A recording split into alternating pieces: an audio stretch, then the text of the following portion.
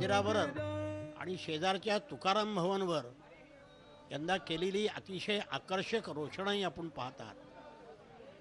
मंदिराची दोन्ही शिखरं रोषणाईने उजळून गेलेली आहेत आणि अतिशय सुंदर दिसत आहेत. शिखरावरचं या ठिकाणचं नक्षीकामही दिसतं आहे. एक रुक्मिणीचं शिखर आहे, एक पांडुरंगाचं आहे आणि एक व्यंकटेशाचं आहे. अशा तीन शिखराचं दर्शन आपल्याला आत्ता या ठिकाणी घडलेलं आहे. मुख्यमंत्र्याची शंख घाटी कलशपूजा चालू आहे. ती थोड्याच वेळात संपेल आणि विठ्ठलाच्या गाभाऱ्यामध्ये आपल्याला जायला मिळेल. पूजा, षोडशोपचार पूजा हे आपल्या सनातन वैदिक धर्माचं एक महत्त्वाचं अंग आहे. पूजा करण्याकरता तसं काहीही लागत नाही, पण ज्यांच्याजवळ आहे त्यांच्याकडून पुष्कळ साहित्याने पूजा होते. आत्ताच आचमन करतायत आणि मंत्राने समंत्रक ही पूजा देवेंद्र फडणवीस यांच्या हस्ते चालू आहे. आपण त्याचं रमणीय दृश्य या ठिकाणी पाहता. उत्पात सर, प्रत्यक्ष विठुरायाच्या सगुण मूर्तीचं पूजन करण्याआधी हे जे पूजेचे जे काही विधी आहेत त्यामध्ये नेमकं काय आहे? म्हणजे संकल्प आहे का, गणेश पूजन आहे? याविषयीची जरा थोडी माहिती आमच्या दर्शकांना द्या. प्रथम गणेश पूजन असतं. आपल्या हिंदू संस्कृतीमध्ये कोणत्याही पूजा अगोदर गणपतीची पूजा होते. त्या गणपतीचा या ठिकाणी आपण सुपारी ठेवतो आणि त्या सुपारी जाते. देखणे साहेब, आपण हे जे मंदिर बघतो आहोत, हे मंदिर किती पुरातन आहे याचा काय इतिहास आपल्याला सांगता येईल? डॉक्टर रामचंद्र देखणे सांगतायत. मंदिराचं प्राचीनता खूप आहे, पण वारीची प्राचीनता 1000 वर्षांपूर्वीची आहे. ज्ञानेश्वर माऊलींचे वडील विठ्ठलपंतांनी वारी केल्याचे संदर्भ आहेत. ज्ञानेश्वर माऊलींनी संपूर्ण वारी केलेली आहे. म्हणजे महाराष्ट्राच्या सांस्कृतिक जीवनाचे वैभव आहे. आणि या संपूर्ण पूजेचा जर काही आत्मा असेल तर ती पंढरीची वारी आहे. कारण वारी इथं विसावली आहे. लक्षावधी वारकरी विठुरायाच्या गजरामध्ये नामगजर करत करत पंढरपूरला आलेले आहेत. म्हणजे नदी जेव्हा सागराला मिळते आणि सागररूप होते, तशी विठ्ठल भक्तीची गंगा पंढरपूरच्या विठ्ठलाशी एकरूप होते. ती पालखी आणि दिंडीच्या स्वरूपामध्ये. नामदेवरावांनी त्याचं फार सुंदर वर्णन केले. ज्ञानियांचे ज्ञेय, ध्यानियांचे ध्येय, पुंडलिकाचे प्रिय सुखवस्तू. म्हणजे पुंडलिकापासूनची ही पांडुरंगाची इथे पूजा किंवा त्याची उपासना ही चालूच आहे. ती सगळ्या वारकरी संप्रदायाला मान्यच आहे.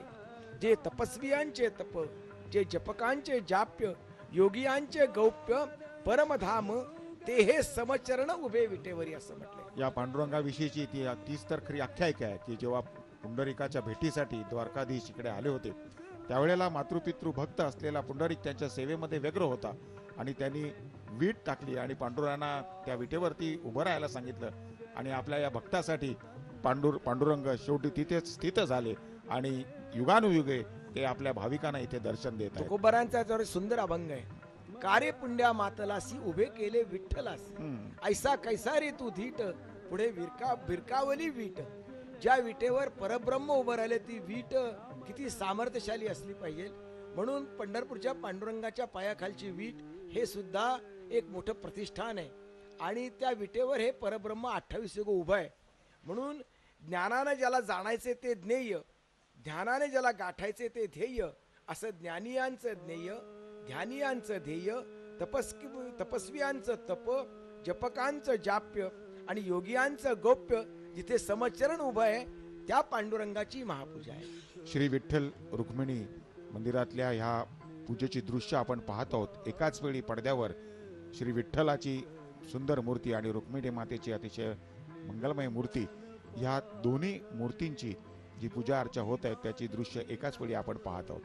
खरं तर विठ्ठल भक्ती ही महाराष्ट्रात जी रुजली ती मुख्यानं संत ज्ञानेश्वरांनी सगळ्या भागवतांची मांदियाळी एकत्र केल्यानंतर आणि पुढे ज्ञानेश्वर माऊलींपासून ते तुकोबारायांपर्यंतचा हा जो कालखंड आहे हा खऱ्या अर्थानं वारकरी संप्रदायाचा एक सुवर्ण काळ असं म्हणावं लागेल. माननीय मुख्यमंत्री आता जी पूजा करतात त्याविषयी आपण पुन्हा एकदा माना उत्पात सरांकडनं समजून घेऊया. या नेमके पूजेचे कुठले विधी चालू आहेत आणि त्याचं शास्त्रीय दृष्ट्या काय मर्म आहे. मुख्यमंत्री आणि त्यांच्या सौभाग्यवती आता प्रत्यक्ष पांडुरंगाच्या मूर्तीची पूजा करीत आहे. पहिल्यांदा अंगावर असलेली सगळी वस्त्र काढली जातात आणि त्यामुळे मुख्य मूर्ती किती सुंदर आहे हे आपल्या डोळ्याला पाहायला मिळतं. तुकाराम महाराजांनी वर्णन केलंय, सुंदर ते ध्यान उभे विटेवरी करकटावरी ठेवून या, तुळशी माळ गळा कासे पितांबर आवडे निरंतर हेची ध्यान. तेव्हा हे निरंतर भक्तांना आवडणारं ध्यान ते आपल्याला आता मूळ मूर्तीचं दर्शन आपल्याला होणार आहे. पूजा करण्याकरता, स्नान घालण्याकरता पांडुरंगाच्या मूर्तीवरचे कपडे आता काढण्यात येतात आणि त्या मूर्तीला आता स्नानाचा अभिषेक होईल. पांडुरंगाची मूर्ती पहा किती सुंदर आहे. राजस सुकुमार मदनाचा पुतळा रवी शशिकळा लोपलिया, पांडुरंग कांती दिव्य तेज झळकती रत्नकिळ फाकती प्रभा, अगणित लावण्य तेज पुंजाळले नवर्णवे तेथीची शोभा. ज्ञानोबारायासारख्या शब्दाचं परब्रह्म असलेल्या महाकवीला सुद्धा पांडुरंगाच्या मूर्तीचं वर्णन करता आलं नाही, त्यात आपण बापडे काय करणार. हे पहिलं स्नान जे चाललेलं आहे त्याला मलापकर्ष स्नान म्हणतात. अंगावर दर्शनाने बुक्क्याने जे काही मळ साचलेला असतो तो बाजूला करण्याकरता हे पहिलं स्नान घातलं जातं. पांडुरंगाच्या मूर्तीत पहा, डोक्यावर आपल्याला जो मुकुट दिसतोय ते शिवलिंग आहे. विठ्ठले धरिले शिरी निजलिंग ते मुकुटाकृती, मुकुटासारखं शिवलिंग त्या ठिकाणी धारण केलेलं आहे. त्या शिवलिंगाची पूजा होते आहे. समर्थांनी सुद्धा म्हटले, विठोने वाहिला श्री देवराणा. पांडुरंगाच्या डोक्यावर शिवलिंग आहे म्हणून या ठिकाणी शैव वैष्णव सगळे पांडुरंगाच्या दर्शनाला येतात. इथे कुठलाही भेदाभेद नाही. पांडुरंगाच्या मूर्तीला जलस्नान शुद्धोदक स्नान घातलं जात आहे. त्याचं हे दृश्य आपण पाहत आहात. उत्पात सर, आपण म्हणता ते अगदी खरं आहे. शैव आणि वैष्णव या दोन्ही पंथांचं एकत्रीकरण या विठ्ठलाच्या सगुण रूपात झालेलं आपण पाहतो. सुंदर ते ध्यान उभे विटेवरी या देखील अभंगाचा आपण उल्लेख केलात. हा महाराष्ट्राचा जो विठोबा आहे, महाराष्ट्राचा जे आराध्य दैवत असलेला विठोबा आहे, त्याचे दोन्ही हात कमरेवरती आहेत. म्हणजे त्याच्यातली जी समता आहे, जी समानता आहे, ती त्याच्या सगुण रूपापासूनच सुरुवात होते. इतर काही देवादिकांच्या बाबतीमध्ये त्यांच्या हातामध्ये काही शस्त्र असतात, काही अस्त्र असतात, काही पुष्प असतात, परंतु हा विठुराया मात्र त्याचे दोन्ही हात त्याच्या कटीवर ठेवून स्थिर आहे. त्याचे पाय सुद्धा बघा समचरण आहे. म्हणजे आमच्या विठुरायाकडे डावं उजवं असं काही नाही. आणि अशा पद्धतीनं ज्याची सगुण मूर्ती समतेची एक चांगलं प्रतीक आहे, त्या विठुरायाच्या उपासनेतनं महाराष्ट्रामध्ये देखील समतेचे आणि समानतेचा विचार रुजवला गेला असता तर मला वाटतं त्यात काही नवल नाही. आता मला वाटतं दुग्धाचा अभिषेक पांडुरंगावरती केलेला आहे आणि त्या पुढच्या सगळ्या पूजा विधींविषयी पुन्हा एकदा आपण उत्पात सरांकडे जाऊ. हा दुधाचा अभिषेक जो केला जातो ते कामधेनो समुद्भूतम असं म्हटलंय. कामधेनूपासून निर्माण झालेलं हे दूध आम्ही देवाला अर्पण करतो आणि या दुधाचा अभिषेक आपल्या पंचामृताच्या अभिषेकामधला महत्त्वाचा अभिषेक आहे. त्यानंतर पांडुरंगाच्या त्या ह्याच्यामध्ये मध आहे, साखर आहे, दही आहे आणि लोणी आहे. अशा प्रकारे हे पंचामृत प्रथा सुरू झाली ती म्हणून. पण महाराष्ट्र राज्याच्या निर्मितीच्या आधी तेव्हा मग ही जी काही पूजा होती त्या पूजेचा मान कोणाला दिला जातो? सरकारी अधिकारी कलेक्टर करत होते. तो जर ख्रिश्चन असेल किंवा अन्य धर्माचा असेल तर त्याच्या खालचा अधिकारी येऊन पूजा करतो. ज्याला आपण प्रोटोकॉल म्हणतो, त्या शिष्टाचारानुसार जो कोणी अधिकारी, पण तो त्या प्रशासनातला किंवा शासनातला सर्वोच्च अधिकारी, त्याच्या हस्ते पूजा करण्याची परंपरा दीर्घकाळ सुरू आहे. आणि अर्थात अलीकडे महाराष्ट्र राज्याच्या निर्मितीनंतर महाराष्ट्राचे मुख्यमंत्री म्हणून या आषाढीची पूजा. ज्ञानदेवी निळा परब्रह्मी गोविला कृष्णमूर्ती सावळा हृदय बसे. हा सावळा आहे, त्याला पांडुरंग असं म्हटलंय. आता पांडुरंग म्हणजे नेमका कोणता रंग? तर पांडुरंग म्हणजे पूर्ण काळा रंग नाही आणि पूर्ण पांढरा रंग नाही, मधला सावळा रंग आहे. तेव्हा ज्ञानाची धवल छटा आणि कर्माची कृष्ण छटा हे दोन्ही जिथं एकवटतात तिथं जो रंग निर्माण होतो तो पांडुरंग आहे. म्हणून हा देव ज्ञान आणि कर्म याचं एकत्रीकरण असणारा असा देव आहे.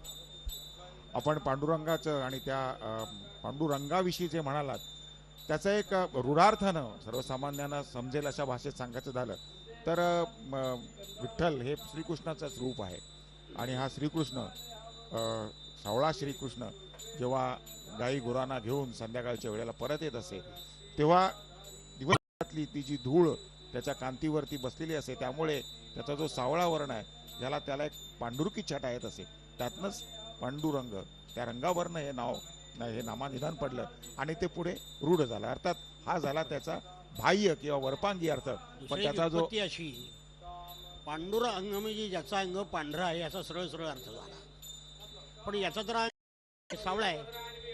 त्याचं कारण असं, भगवान शंकर गोरे कर्पूर गौरम करुणावतारम, कापराचं की गोरे, ते इथे आले आणि विठ्ठल मूर्तीमध्ये विलीन झाले.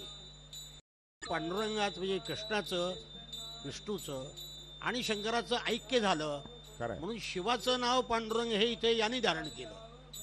हे शैव आणि वैष्णव यांच्या एकतेचं प्रतीक म्हणून पांडुरंग हे नाव आहे. दुसरी उत्पत्ती अशी, पांडू म्हणजे पांडव, म्हणजे आसक्ती प्रेम. पंडुपुत्रांच्या ठिकाणी ज्याची आसक्ती प्रेम आहे तो पांडुरंग, अशी संस्कृत पंडितांनी एक उत्पत्ती सांगितलेली आहे. आता ज्ञान आणि प्रेम याच्या एकवटण्याने जो रंग उभा राहतो ती पांडुरंगाची कांती आहे. पांडुरंग म्हणजे याचा रंग पांडू आहे. तो पांडू म्हणजे स्वच्छ. सृष्टीमध्ये भोगाचा एक वेगळा रंग आहे, पण भक्तीपुढे त्याला चकाकी नाही. भक्तीचा रंग स्वच्छ आहे, तो धारण करणारा आहे, तो पांडुरंग आहे. देखणे सर, आपण आता पडद्यावर पाहत आहोत की विठ्ठलाच्या मूर्तीला पितांबर नेसवला जातोय. अर्थात परंपरेनुसार पिवळ्या रंगाचंच ते वस्त्र आहे. कासे पितांबर कस्तुरी ललाटी. पांडुरंग पुंडलिकाने फेकलेल्या विटेवर उभा आहे. त्यांच्या पायाला एक खडगा आहे, असा खड्डा पडलेला आहे. त्याची कथा अशी सांगितली जाते की मुक्तकेशी नावाची एक दासी होती. तिला आपल्या सौंदर्याचा अतिशय गर्व झाला की मी जगामध्ये सगळ्यात सुंदर, मी सगळ्यामध्ये कोमल. ती पांडुरंगापाशी आली आणि पांडुरंगाचे पाय बघितले, ती इतके कोमल होते की तिने बोट लावल्याबरोबर तिथं खड्डा पडला. तिच्या सौंदर्याचा आणि नाजूकपणाचा गर्व त्या ठिकाणी हरण झाला म्हणून ते मुक्तकेशीचा खड्डा असं दाखवला जातो. चरणावरची चिन्ह आता सगळी लोप पावलेली आहेत. वर पितांबराच्या निरे आहेत, कमरेला पट्टा आहे, डाव्या हातामध्ये कमळ आहे. जर कोणी भक्त आला तर त्याचं स्वागत करण्याकरता कमळ पाहिजे म्हणून कमळ आहे. पण म्हणजे ह्या सगळ्या गोष्टी त्या मूर्तीमध्ये अंगभूत आहेत. मुळातच त्या तिथे शिल्पाकृतीमध्येच आहेत, रेखाटलेल्या आहेत. छातीवर श्रीवत्सलांछन आहे. भृगु ऋषींनी जी लात मारलेली आहे भगवान श्री विष्णूच्या छातीवर, त्याचं चिन्ह म्हणून या ठिकाणी धारण केलेलं आहे. कानामध्ये दोन्ही बाजूला मत्स्याकार अशी कर्णभूषण आहेत आणि डोक्यावर शिव म्हणजे पिंडीसारखा मुकुट आहे, तेव्हा शंकराची पिंडच आहे. अशी ही सगळी पांडुरंगाच्या. पण दीर्घकाळ या मूर्तीचं पूजन आणि अभिषेक वगैरे केल्यामुळे त्या मूर्तीची झीज होऊन या सगळ्या ज्या खुणा ज्या मुळात त्या मूर्तीमध्ये अंगभूत होत्या त्या आता हळूहळू पुसत चालल्यात. म्हणजे तुमच्यासारख्या अभ्यासकांना ज्यांना माहिती आहे तीच मंडळी या खुणा आजही दाखवू शकतील. सर्वसामान्य माणसाच्या पटकन या दृष्टोत्पत्तीच पडत नाही, कारण सर्व वस्त्रादी अलंकारांनी ही पांडुरंगाची मूर्ती सजवली जाते. पांडुरंगाच्या या मूर्तीला त्याचा पितांबर नेसवणं ही देखील एक कला आहे. आणि ते अजूनही जरी ते पुजारी म्हणून आहेत आमचे पूर्वीचेच आहेत ते, त्या पुजाऱ्यानेच ते जमतं. आता मला वाटतं तुळशीपत्र ठेवलेलं आहे आणि आता मुकुट अर्पण केला जातो. ठेवणं म्हणजे सर्वस्व अर्पण केलं हा भाव. मुकुट ठेवल्यानंतर आता पांडुरंगाचं ध्यान अतिशय सुंदर दिसायला लागलेलं आहे. तो फलाहार नैवेद्य पांडुरंगाला समर्पण केला जातो आहे.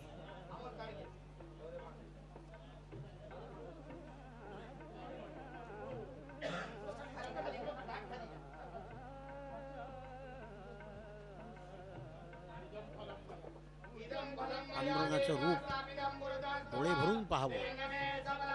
पंढरपूरला धावत धावत जे लोक येतात आणि 20-20 तास रांगेमध्ये उभे राहतात, त्यांनी पांडुरंगाला पाहिलं की सगळे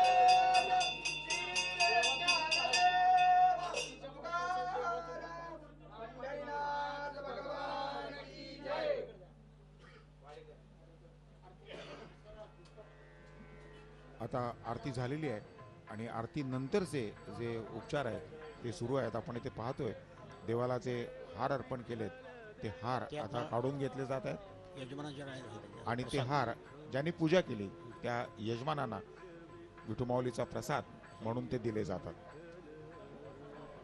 आपण बघतोय मुख्यमंत्री देवेंद्र फडणवीस आणि त्यांच्या पत्नी अमृता फडणवीस आज राज्याचे प्रमुख म्हणून सर्व राज्यातल्या तमाम भाविकांच्या वतीनं पंढरीच्या पांडुरंगाची महापूजा करतात. त्यांच्या समवेत दोन वारकरी म्हणजे एक वारकरी दाम्पत्य देखील या पूजेमध्ये सहभागी झाले. आपण त्यांची माहिती देखील यथावकाश घेऊ. आपण पाहतोय जी तुळशीची माळा पांडुरंगाला अर्पण केली होती ती देखील प्रसाद म्हणून या उभयतांना देण्यात आली आणि मुख्यमंत्र्यांच्या पत्नीनं मुख्यमंत्र्यांना ती अर्पण केलेली आहे. हा पूजा केल्यानंतर मिळणारा ईश्वरी प्रसादाचाच एक भाग आहे आणि त्याच परंपरेनुसार इथे प्रसाद रूपी तुळशी पाहतोय आपण. आता आपण जी ह्या ज्या पडद्यावर आहेत त्या आहेत मानाच्या वारकरी.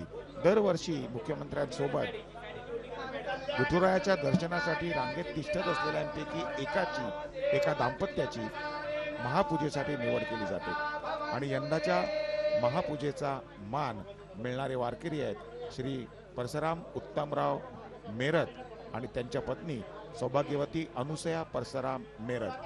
हे दोघेही बाळसमुद्र येथे राहणारे आहेत. सिंदखेड राजा तालुका आणि जिल्हा बुलढाणा. व्यवसायानं ते शेतकरी आहेत. म्हणजे आमच्या विठ्ठलाच्या भक्त मंडळीमध्ये बळीराजाचं प्रमाण सर्वाधिक आहे आणि असा हा बळीराजाचा प्रतिनिधी असलेले वारकरी परसराम उत्तमराव मेरत आणि अनुसया परसराम मेरत यांना मुख्यमंत्र्यांच्या समवेत महापूजेचा मान मिळालेला आहे. त्यांच्या घराण्यामध्ये परंपरेनं वारी चालत आलेली आहे.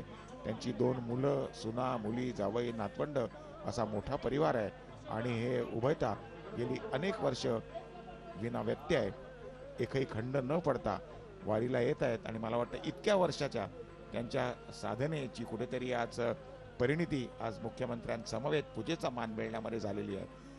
ही पूजेचा मान ज्याला मिळतो तो वारकरी म्हणजे तो भागवत संप्रदायाचा अनुयायी. त्याच्या संदर्भात देखणे साहेब काय सांगताय? वारीमध्ये वाटचाल करत येणं ही साधना आहे आणि पांडुरंगाचं दर्शन मिळणं हे साध्य आहे. पण वारकरी साधनेतून साध्यामध्ये जातो आणि साध्यातून पुन्हा साधनेमध्ये येतो. तेव्हा भागवत धर्म हा साध्य आणि साधन एकरूप असणारा आणि साधन आणि साध्य दोन्हीमध्ये आनंद मानणार आहे. त्यामुळं आज्ञ माणसांसाठी सुलभ प्राप्ती व्हावी म्हणून जे उपाय सांगितले त्याला भागवत धर्म असं म्हणतात. भक्ती प्राधान्य भागवत मुख्य धर्म मुख्य भक्ती जे स्वधर्मयुक्त म्हटलेलं. सामान्यपणे भगवत भक्तांनी आचरलेला आणि भगवंताने उपदेशलेला जो धर्म आहे तो भागवत धर्म आहे. तो महाराष्ट्राचा लोकधर्म आहे. या भागवत धर्मामध्ये संतांची अभंगवाणी त्या ज्ञानदेवांच्या अनुभूतीचा मुगरा दरवळतोय. तुकोबरायांच्या आत्मसुखाच्या खुणा आपल्याला पाहायला मिळत आहेत. याच्यामध्ये नाथांच्या सगळ्या लोकभूमिका आपल्याशी बोलतायत, संवाद साधतायत. नामदेवाचं लढिवाळपणाचं प्रेम झळाळतंय आणि या सगळ्यातून व्यक्त झालेला हा संतवाणीचा प्रवाह हा महाराष्ट्राचा 5वा लोकवेद आहे आणि त्या वेदाचा अधिकारी, त्या 5व्या लोकवेदाचा अधिकारी तो भागवत आहे.